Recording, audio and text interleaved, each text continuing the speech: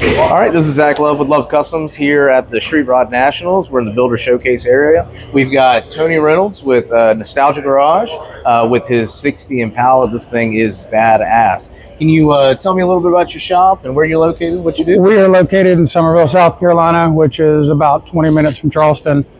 We've been in business about 12 years. Okay.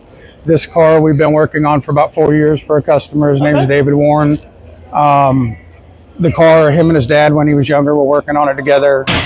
Don't know the exact details. His dad passed. It sat for a great number of years, and then we pulled it out and built it for him. And like I said, been working on it for 4 years. Got a little over 4,000 hours in the build. Gotcha. So, were you the mastermind behind the design and the style, or was Yes, sir. Okay. Me and the customer. Yeah. You know, a lot of input from the customer, and he would give us ideas, and then we would kind of run with it and Gotcha. give him what he wanted. So, you know, did he kind of have an idea getting into it? What he No, this car was originally just going to be like bolt-on suspension, small block, 700 R4, very simple build. And then he decided to do the 22x12s. That was the first one thing. So that required a back half. And then he wanted to do the LSA and the 6-speed auto. So then the X-frame will no longer work. So then we ended up building the front half. So the front stub is a factory stub with ride check, you know, control arms and shock waves, and a Flaming River rack, and then from there back's a custom built chassis. We built all the floor pans, wheel tubs to get the car to sit down with those big tires on it. Okay, so it's on air. It's on air ride. It's on air ride. Yep. Okay, and is he using their control arms, everything? Ride Tech's control arms and shock waves in the front, and then it's a in-house built triangulated 4-link in the rear with shock waves in the rear, and it's controlled by AccuAir. Okay. And tell me a little bit about the drivetrain. It's a LSA with a Bride 2 with cam, 6L80 from Zero Gravity Performance with a 3000 stall converter. It's got a Fab 9 housing in the rear with 373 gears. Okay. Big wildwood brakes front and rear.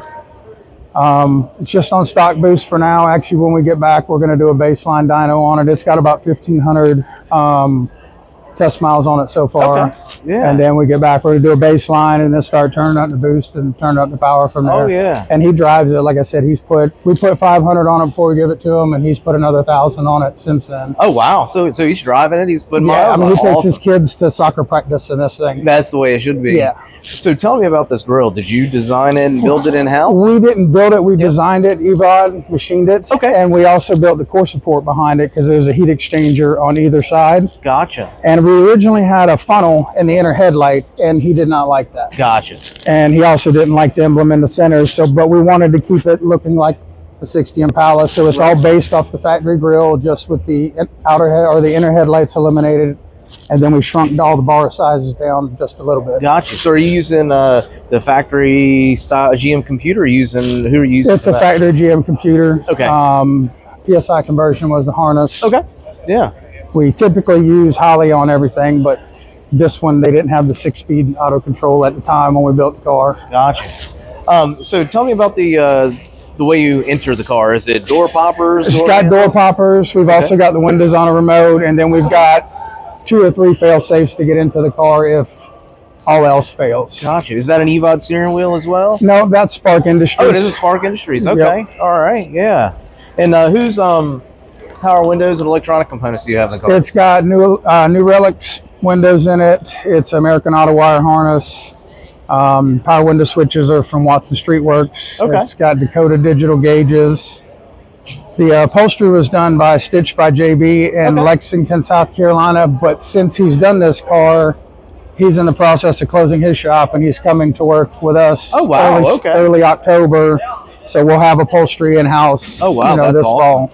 That's awesome. And so tell me about the paint. I mean, black is not always black. No. So paint was done in-house as well. We've got about 800 man-hours, maybe 1,000. I think we kind of lost count somewhere in there. I understand. A lot of blocking, a lot of polishing.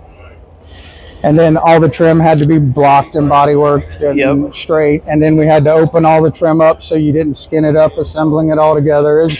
there's a lot of work to paint everything and make it look good. Gotcha. Now, of course, in these builds, there's always subtle touches that we Yep. never see. Is there anything in specific that we may not catch right off the bat? Well, the vent windows here, Mhm. they're not operational. Okay. Okay. He didn't want any leaks, air or water around vent windows, Gotcha. which if they operate, they're They're going to gonna leak. Yep. So that's a 3D printed insert that the factory glass, and then it slides inside the frame. Gotcha.